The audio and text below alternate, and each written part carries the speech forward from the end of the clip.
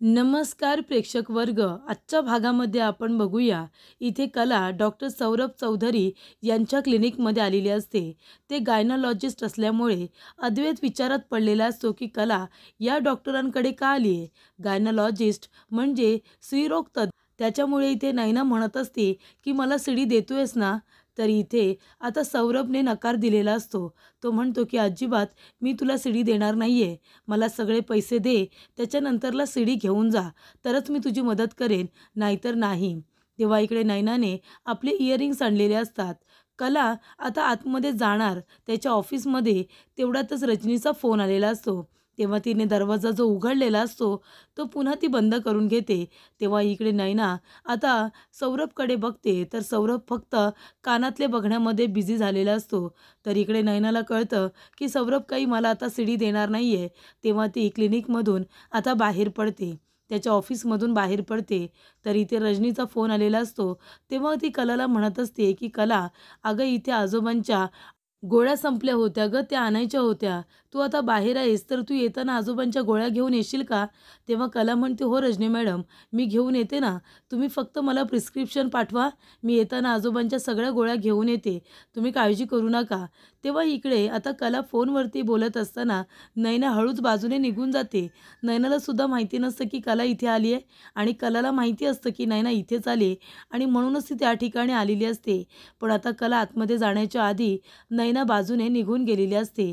तर इकडे डॉक्टर सौरभ चौधरी हे गायनॉलॉजिस्ट असल्यामुळे आता त्यांची मदत घेतलेली असते नैनाने, आणि त्यांच्याबरोबर प्रेमाचं नाटक केलेलं असतं. याबद्दल अद्वैत आणि कला या दोघांना काही माहिती नसतं. पण इथे सौरभ आणि नैनामध्ये नक्की काय चाललंय हे कलाला बघायचं असतं. तेव्हा कला सौरभला भेटण्यासाठी आतमध्ये आलेली असते. तेव्हा सौरभ म्हणतो, कला, अगं तू इथे अचानक, सगळं काही ठीक आहे ना? तेव्हा कला म्हणत असते की सौरभ, मला जरा तुझ्याशी बोलायचं होतं. तेव्हा इकडे सौरभ म्हणतो, हा बोल ना. तेव्हा कला म्हणते की सौरभ, ताईची तारीख काय? तेव्हा इकडे सौरभ म्हणतो, का गं, म्हणजे असं का विचारतेस तू? तेव्हा कला म्हणत असते की नाही, म्हणजे तशी आम्हाला तयारी करायला ना. ताईची तारीख काय, आणि बाळ आणि ताई दोघेही ठीक आहेत ना?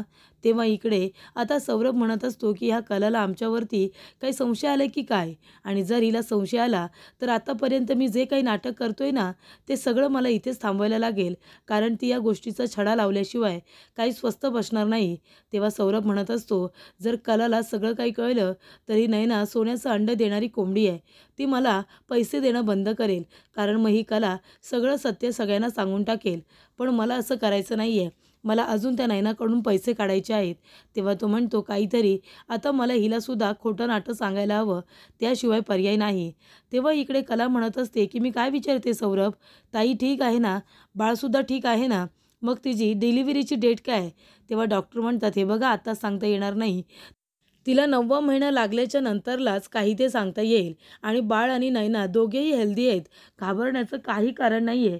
तेव्हा कला म्हणते, म्हणजे बाकीच्या महिला जशा नॉर्मल प्रेग्नेंट असतात तशी नैनाताई आहे ना? तेव्हा सौरभ म्हणतो, हो तशीच आहे ती, पण तू असं का विचारतेस? तेव्हा इथे कला म्हणत असते, नाही म्हणजे ती चालता बिलता तिला येतं ना, ती कुठेही जाऊ शकते, येऊ शकते ना स्वतःहून. तेव्हा सौरभ म्हणतो, हो अर्थातच. तेव्हा कला म्हणते, मग सौरभ, तू आमच्या घरी काय येतोस नैनाताईला भेटायला? या सगळ्याच्या मागे नेमकं कारण काय? तेव्हा सौरभ आता गप्पच बसतो. तेव्हा कला म्हणत असते की सौरभ, तू अधूनमधून आमच्या घरी येत असतोस. तेव्हा सौरभ म्हणत असतो, अगं कला, तू विसरतेस का, नैना प्रेग्नेंट आहे आणि ती स्वतःची अजिबात काळजी घेत नाही हे मला माहिती आहे. म्हणून ती फक्त माझी पेशंट नाही तर मैत्रीणसुद्धा आहे. मला तिची काळजी वाटते, म्हणून मी कधी-कधी तिला विचारायला येतो, सगळं काही ठीक आहे ना? गोळ्या वगैरे व्यवस्थित घेते ना? तेव्हा इथे कला म्हणत असते की सौरभ, मला ती सीडी हवी होती. तेव्हा इकडे सौरभ म्हणतो, नाही, ती सीडी अगं आत्ताच नैना घेऊन गेली ना? तेव्हा इकडे नैना जात असताना ती बघते तर काय, अद्वैतसुद्धा तिथे उभा असतो. ती अगदी त्याच्या समोरून जाते, पण अद्वैतचं लक्ष तिच्याकडे नसतं, कारण त्याचं संपूर्ण लक्ष आता कलाकडे असतं. तेव्हा नैना म्हणते, हा अद्वैत इथे काय करतोय? मी ह्याच्यावरती बारीक लक्ष ठेवू का? नाही, नको नको, इथे माझंच मला जड झालं आहे, त्याच्यामध्ये याच्या डोक्याचा ताप आता मला कशाला घेऊ? काय करायचं आहे ते कर बाबा, असं म्हणून नैना तिथून निघून जात असते. पण इथे नैनाने अद्वैतला बघितलेलं असतं, आणि तिच्या मनामध्ये आता वेगळेच संशय येत असतात की इथे गायनॉलॉजिस्ट आहे आणि अद्वैत इथे ना बाहेरच नेमका उभा राहून आतमध्ये का बघतोय. ती म्हणत असते की विचार करू का, इथे थांबण्याचा पुन्हा ती म्हणते, "नाही, नको, नको. उगाच याने मला बघितलं तर प्रॉब्लेम होईल." तेव्हा अद्वैत म्हणत असतो, की "ही खरे काय करते आतमध्ये? अजून कशी येत नाही आहे?" तेव्हा इथे कला म्हणत असते, की "सौरभ, हे बघ मला ताईची काळजी वाटते म्हणून मला ती सीडी हवी होती. सगळं काही ठीक आहे ना? सोनोग्राफीची सीडी दे."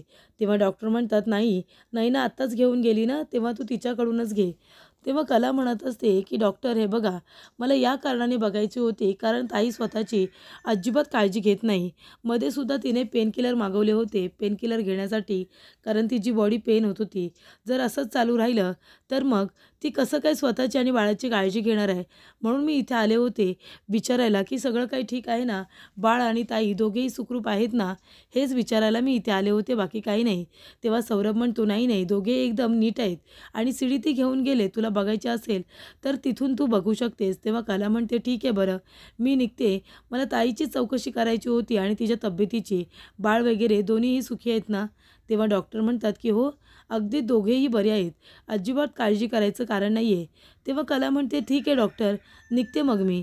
तेव्हा सौरभ म्हणतो, की "तुला कधीही माहिती हवी असेल, कधी काही विचारायची असेल तर जुनी ओळख आहे आपली, तू मला बिनधास्त विचारू शकतेस." तेव्हा कला म्हणते, "हो, अगदीच." आणि ती आता जायला निघालेली असते. तेव्हा सौरभ तिला दारापर्यंत सोडायला आलेला असतो. तेव्हा इकडे कला जात असताना तिला असा भास होतो की खाली काहीतरी पडलेलं आहे. तर इकडे सौरभच्या खिशामधून आता नैनाचं कानातलं पडलेलं असतं, जे त्याने हातामध्ये धरून ठेवलेलं असतं. ते कानातलं खाली पडल्यानंतर कला मागे वळून बघणार. तेवढ्यातच तिथे आता सौरभने त्या कानातल्यावरती पाय ठेवलेला असतो. तेव्हा कलाचं लक्ष काही त्याच्याकडे जात नाही आणि आता कला बाहेर निघून जाते. सौरभ ते कानातलं उचलतो आणि त्याच्याकडे बघत असतो. तर इथे डायमंडचं इयरिंग आता नयनाने आणून दिलेलं असतं सौरभला तोंड बंद ठेवण्यासाठी आणि सौरभसुद्धा त्याचा पुरेपूर फायदा करून घेत असतो. तो नयनाकडून आता पैसे उकळत असतो. "तू मला फसवण्याचा प्रयत्न केलास ना? माझ्याबरोबर प्रेमाचं नाटक केलंस. बरोबर की नाही प्रेक्षकांनो? या नयनाने तसंच केलं होतं." इथे सौरभच्या प्रेमाचा ती गैरफायदा घेत होती आणि मग ते वेळच्या वेळी त्याच्या लक्षात आलं आणि आताही ते सौरभच तिला चांगला त्रास देतोय, तिच्याकडून पैसे काढतोय. तर इकडे कला आता बाहेर पडल्यानंतर अद्वैत समोर येतो आणि म्हणतो, "काय? इकडे काय करतेस?" तेव्हा कला म्हणत असते, की "तू इथे काय करतोयस?" तेव्हा सौरभ म्हणतो, की "मला प्रश्न विचारू नको. मी जे काय विचारतोय त्याचं उत्तर दे. इथे गायनॉलॉजिस्ट यांच्याकडे कशाला आली होतीस?" तेव्हा कला म्हणत असते, की "चांदेकरला सांगू का नयनाताईबद्दल मला काय वाटत होतं आणि डॉक्टरांना भेटून माझा सगळा गैरसमजसुद्धा दूर झालेला आहे, हे सांगू का?" पुन्हा तो म्हणतो, "नाही नको. याला सांगितलं तर हा दुसरं कुणाला तरी सांगणार आणि उगाचच हा विषय चिघळत जाईल, वाढत जाईल. त्यापेक्षा काही नाही सांगितलेलं बरं." तेव्हा कला म्हणत असते, की "चल, मला घरी जायचं आहे." तेव्हा इकडे महत्त्वाचं नाही आहे तुला सांगणं, कारण ते लेडीज प्रॉब्लेम आहे. माझं पर्सनल काम होतं म्हणून मी इथे आले होते. तुला नाही कळणार ते. तेव्हा इकडे अद्वैत म्हणतो, "काय पर्सनल काम होतं ते मला सांग." तेव्हा कला म्हणते, "नाही सांगणार, काय करायचं आहे?" आणि ती आता पुढे निघून जाते. अद्वैत तिच्या मागे मागे जात असतो. तेव्हा कला म्हणते, "काय रे, काय माझ्या मागे मागे करतोयस? माझ्याशिवाय काही करमत नाही आहे का तुला?" तेव्हा अद्वैत म्हणतो, "शी, स्वतःला एवढं महत्त्व देऊ नकोस, कळलं ना?" तेव्हा कला म्हणत असते, "बरं चल, आता आलाच आहेस ना, तर कुठे जातोयस? घरी जातोयस ना? मलासुद्धा घेऊन चल." तेव्हा अद्वैत म्हणतो, "का? मी का तुला घेऊन जाऊ? मी नाही नेणार आहे तुला." तेव्हा कला म्हणते, "हे बघ मोबाईलमध्ये आजोबा." असं म्हणाल्यानंतर इकडे अद्वैत म्हणत असतो, की "आजोबांची धमकी देऊ नकोस लगेच, कळलं ना तुला? काही झालं की आजोबांची धमकी दिली." तेव्हा कला म्हणते, की "आजोबांची धमकी देत नाही आहे. आजोबांच्या गोळ्या संपल्यात. त्याचं प्रिस्क्रिप्शन रजनी मॅडमने पाठवलं आहे. आता आपण आलो आहेच इथे, तर चल मी आजोबांच्या गोळ्यासुद्धा घेते. तू मला गाडीवरून घेऊन चल. मग एका मेडिकलमधून आपण त्यांच्या गोळ्यासुद्धा घेऊया." तेव्हा इकडे अद्वैत आणि कला दोघेजणं गोळ्या नेण्यासाठी आता एकत्र जातात. त्यानंतरला इथे काजल खूपच जास्त आता रडत असते. संगीत इथे आलेली असते आणि संगे म्हणते, "लाज नाही वाटत हे सगळं करताना? अगं सोहमरावच भेटले होते का तुला? अगं त्या चांदेकरांच्या घरामध्ये आपल्या 2-2 मुली दिल्यात.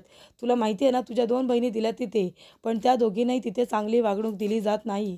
पदोपदी आपल्या कलाला तिथे अपमान सहन करावा लागतो आणि तुला सोहमरावच भेटले होते का? अगं प्रेमात पडलीसच का तू त्यांच्या?" तेव्हा इथे आता काजल म्हणत असते, की "आई असं काय करतेस? अगं प्रेमात पडताना काही विचार केला जातो का? पण एवढं पण काही नाही आहे, तुम्ही नका टेन्शन घेऊ." तेव्हा इथे संगे म्हणत असते, "गप्प बस तू, गप्प बस. कला आपली एवढी चांगली आहे, एवढी गुणी आहे.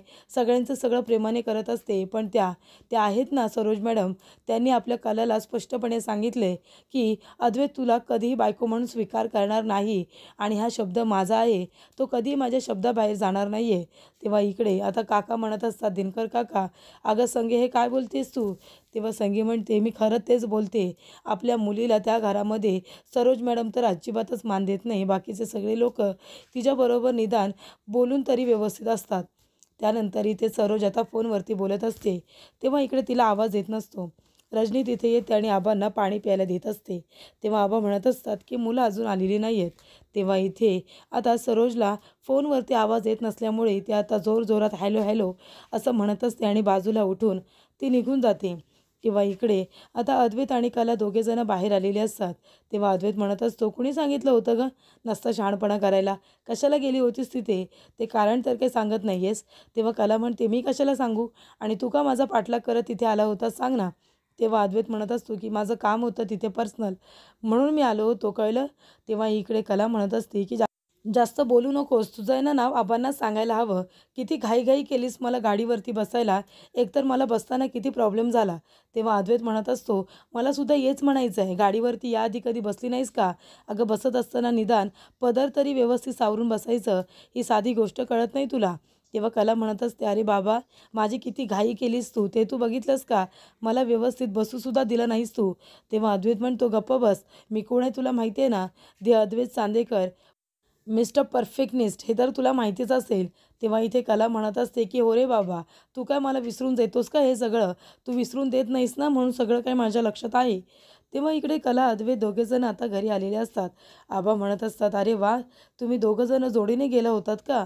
तुम्ही दोघंजण एकत्र असाल ना तर मला खरंच खूप आनंद होतो.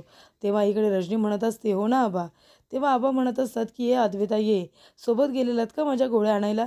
तेव्हा सरोज आता अद्वैतकडे रागाने बघत असते, कारण त्याने सांगितलेलं असतं की मी खूप जास्त थकलो आहे आणि म्हणून मी घरीच थांबणार आहे, रेस्ट करणार आहे आणि घरूनच थोडंफार काम करणार आहे.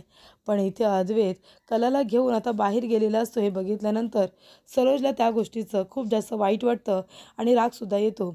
तेव्हा तिथे आता सरोजनी येते आणि म्हणत असते की चल माझ्याबरोबर अद्वैत, मला तुझ्याशी थोडं महत्त्वाचं बोलायचं आहे. तेव्हा अद्वैत म्हणतो, काय बोलायचं आई? हे बघ, मला थोडा आराम करायचा आहे, मी जाऊ का? सरोज म्हणते, नाही अजिबात नाही, तू चल माझ्याबरोबर आणि आराम कर. त्यानंतर इकडे आबांना रजनी म्हणत असते की आबा, खरं सांगू का, सगळं काही व्यवस्थित चालू आहे असं वाटतंय मला. दोघेजण एकत्र सोबत काय जातात, सोबत येतात काय, म्हणजे नक्कीच काहीतरी चांगलं घडतं या दोघांमध्ये, असं रजनी आता आबांना म्हणत असते. तरी ते सरोज आणि अद्वैत दोघेजण आता रूममध्ये असतात. सरोज म्हणत असते की अद्वैत हे सगळं काय आहे? ती अद्वैतला ओरडत असते. सरोज म्हणत असते की अद्वैत हे सगळं काय आहे? अरे तू कोकणातून आल्यापासून एकदा तरी दिव्यागरबद्दल विचारलेस का? तिथली आपली डील फायनल झाली, त्याबद्दल तू मला काही विचारलेलं नाही आहेस. कामामध्ये अजिबात तुझं लक्षच नाही आहे. अशी करणार आहेस का तू कामं? तेव्हा अद्वैत म्हणत असतो की आई, मी मुद्दामूनच विचारलं नाही, कारण राहुल हे सगळं आता प्रोजेक्ट सांभाळतोय ना, तो तिथे जाऊन डील करून आलाय ना, त्याच्यामुळे आपण त्याला एक चान्स दिला तर. तेव्हा सरोज म्हणत असते, अरे कोण म्हणते चान्स नाही देणार आहे? तो करतोय ना काम, पण तू सुद्धा याच्यामध्ये लक्ष दे. आपली खूप मोठी ऑर्डर आहे ही. ही डील काय छोटी मोठी नाही आहे, खूप मोठी डील आहे आणि म्हणूनच मला असं वाटतं की तू सुद्धा या सगळ्यामध्ये लक्ष दिलं पाहिजेस. तेव्हा अद्वैत म्हणतो, पण राहुल आहे ना, राहुल सांभाळून घेईल सगळं. मी जर मध्ये आलो तर त्याला असं वाटेल की मुद्दामून येतोय की काय. तर इकडे राहुल आपल्या मनामध्ये म्हणत असतो की या घरात कुणालाही माझ्यावरती अजिबात विश्वास नाही आहे. तेव्हा सरोज म्हणत असते की हे बघ, या सगळ्या डीलमध्ये आहे ना काही पॉलिटिक्स लोकंसुद्धा इन्वॉल्ड आहेत, त्याच्यामुळे तू या प्रोजेक्टकडे जास्तीत जास्त लक्ष द्यावं असं मला वाटतंय. कारण जर काही चुकी झाली तर राहुल सॉरी म्हणेल आणि मागे सरेल, पण बाकीचं सगळं आपल्याला निस्तरायला लागतं, तुला माहिती आहे ना? तेव्हा इकडे सरोज म्हणत असते की अद्वैत, मला काही कळत नाही, तू सुद्धा या डीलमध्ये लक्ष घातलं पाहिजेस, याच्यावरती व्यवस्थित काम केलं पाहिजेस असं मला वाटतं. तेव्हा इथे अद्वैत आता आलेला असतो बाहेर. तेव्हा तिकडे राहुल हातामध्ये पुस्तक घेऊन नाटके करत उभा राहिलेला असतो. तेव्हा अद्वैत म्हणत असतो, राहुल अरे तू कधी आलास? राहुल म्हणतो की आत्ताच आलो. तेव्हा इथे अद्वैत म्हणत असतो, माझं आईकडे काम होतं म्हणून मी आलो होतो. तेव्हा इकडे अद्वैत म्हणत असतो की राहुल, मला सगळे जे डिटेल्स आहेत ना ते मेल करा दिव्या अगरचे, मला सुद्धा त्याच्यावरती थोडं काम करायचं आहे. तेव्हा राहुल म्हणतो, हो लगेच सगळे पेपर मेल करतो ना. तर इकडे संगी म्हणत असते की त्या घरामध्ये मी माझ्या सोन्यासारख्या 2 मुली दिल्या, कारण मला असं वाटत होतं, की लग्न झाल्यानंतर माझ्या मुली सुखात राहतील आणि एक आई दुसरं काय बघत असते आपल्या मुलींसाठी, की आपल्या मुली सुखात राहाव्या, हेच बघत असते ना. पण माझं चुकलं. मी जर माझ्या दोन्ही मुलींची लग्न त्या घरामध्ये नसती केली ना, तर बरं झालं असतं. कारण माझी कला रोज उठल्यानंतर एका जळक्या निखाऱ्यावरती आपलं पाय ठेवावं, तसं त्या घरामध्ये ठेवते आणि तशी ती कामं करते.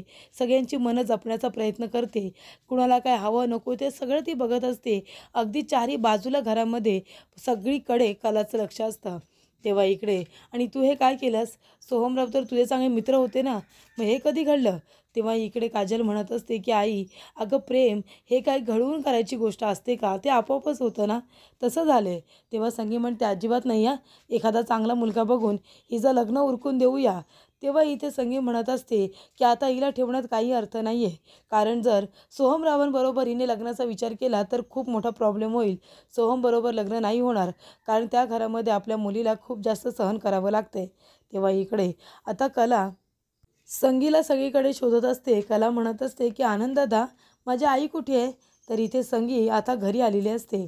तेव्हा आनंददादा सांगतात, की तुमच्या आई घरी गेल्या आहेत ना? तेव्हा इकडे कला म्हणते, हो का? मी लगेच फोन करते, मला माहिती नव्हतं. तेव्हा संगी म्हणते, आई अगं कुठे आहेस तू? मी आल्यापासून सगळीकडे तुलाच शोधते, पण तू मला कुठेही दिसतच नाही आहेस. सगळं काही ठीक आहे ना?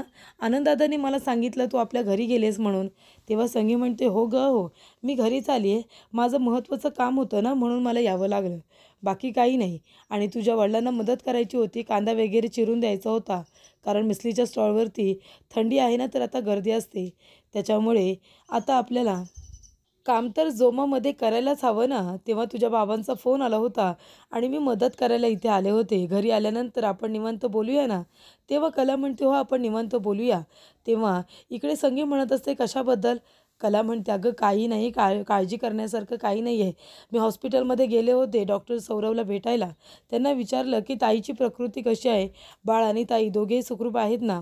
तेव्हा त्यांनी सांगितलं, की बाळ आणि नैनाताई दोघेही अगदी सुखरूप आहेत आणि ताईला 9वं महिना लागल्यानंतर कधीची तारीख द्यायची आहे ते सुद्धा ते आपल्याला सांगणार आहेत. आणि सोनोग्राफीची शिडी ताई घरी घेऊन आली असं म्हणत होती. मी सुद्धा बघन नंतर. तेव्हा इकडे संगी आता खोटं बोलत असते.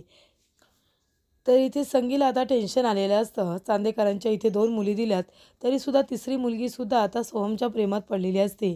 तिला लग्न वगैरे करायचं नसतं, पण तरीसुद्धा तिच्या मनामध्ये सोहमने जागा निर्माण केलेली असते, भावना निर्माण केलेल्या असतात. तर पुढील भागामध्ये आपण बघूया. इथे इन्स्पेक्टर येतात आणि म्हणतात, की अद्वैत चांदेकर का? तेव्हा अद्वैत म्हणतो, "हो, मीच आहे."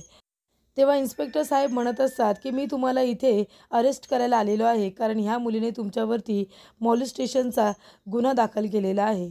मॉलेस्ट केलं आहे तुम्ही तिला.